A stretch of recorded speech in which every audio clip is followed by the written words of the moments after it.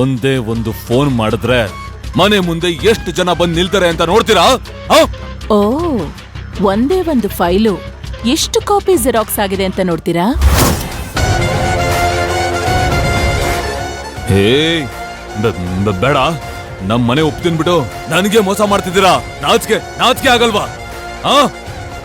ಶಿವಗಾಮಿ ಜೊತೆ ಬಿಸ್ನೆಸ್ ಮಾಡ್ತೀನಿ ಅಂತ ಹೋಗಿ ಶಿವಗಾಮಿಗೆ ಮೋಸ ಮಾಡಿದ್ಯಲ್ಲ, ನಿನಗ್ ನಾಚಿಕೆ ಆಗಲ್ವಾ?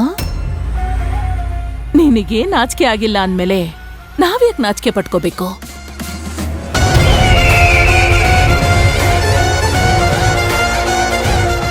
ತಪ್ಪು ಮಾಡ್ಬಿಟ್ರಿ.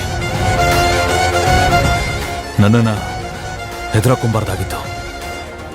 ನಿಮ್ಗಳಿಗೆಲ್ಲೋ ಯಾವ್ಯಾವ ರೀತಿ ಟಾರ್ಚರ್ ಕೊಡ್ಬೇಕು ಅನ್ನೋದನ್ನ ಯೋಚನೆ ಮಾಡೋದಕ್ಕೆ ಶುರು ಮಾಡ್ತೀನಿ.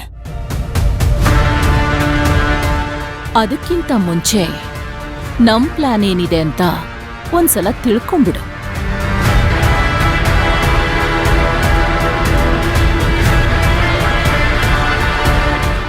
ಈ ಪೇಪರ್ಸ್ ಅಲ್ಲಿ ಒಂದು ಕಾಪಿ ಶಿವಗಾಮಿಗೆ ಹೋಗುತ್ತೆ, ಇನ್ನೊಂದು ಕಾಪಿ ಅಶೋಕ್ಗೂ ಹೋಗುತ್ತೆ, ಇನ್ನೊಂದು ಕಾಪಿ ನಮ್ ಲಾಯರ್ಗೂ ಹೋಗುತ್ತೆ, ಇನ್ನೂ ಒಂದು ಕಾಪಿ ಬ್ಯಾಂಗ್ಳೂರ್ ಕಮಿಷನರ್ಗೂ ಹೋಗುತ್ತೆ. ಶಿವಗಾಮಿನ ನೀನು ಬರೀ ಫ್ರೆಂಡ್ ಆಗಿ ಮಾತ್ರ ನೋಡಿದೀಯಾ, ನಾನು ಶತ್ರು ಆಗೋ ನೋಡಿದ್ದೀನಿ. ನನ್ನ ಮಗನ್ ಬಗ್ಗೆ ಗೊತ್ತಿಲ್ಲ ಅನ್ಸತ್ತೆ. 3 ರಾಕ್ಷಸರು ಒಟ್ಟಿಗೆ ಸೇರಿದ್ರೆ ನನ್ನ ಮಗ ರಾವಣ.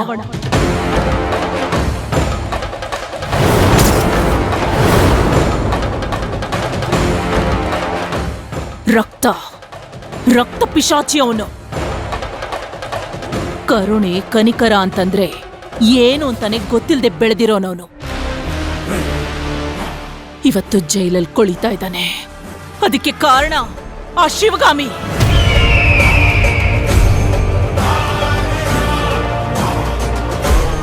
ನಾವೆಲ್ಲ ತಲೆ ಮರೆಸ್ಕೊಂಡು ಓಡಾಡೋದಕ್ಕೆ ಕಾರಣ ಯಾರು ಗೊತ್ತಾ? ಅದೇ ಶಿವಗಾಮಿನೇ.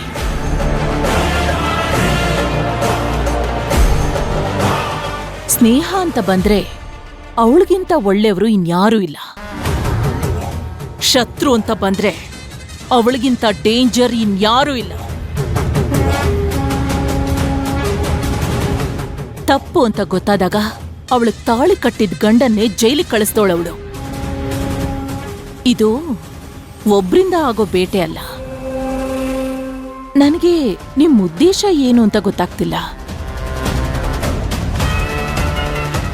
ಆದ್ರೆ ನನಗೆ ಆ ಶಿವಗಾಮಿ ಒಂಟಿಯಾಗಿ ಬೀದಿಗೆ ಬರ್ಬೇಕು, ಬರೀ ಕೈಯಲ್ಲಿರ್ಬೇಕು. ಇದ್ರಲ್ಲಿ ನಿಮ್ಗೊಪ್ಪಿಗೆ ಇದ್ರೆ ನನ್ ಜೊತೆ ಕೈ ಜೋಡಿಸಿ.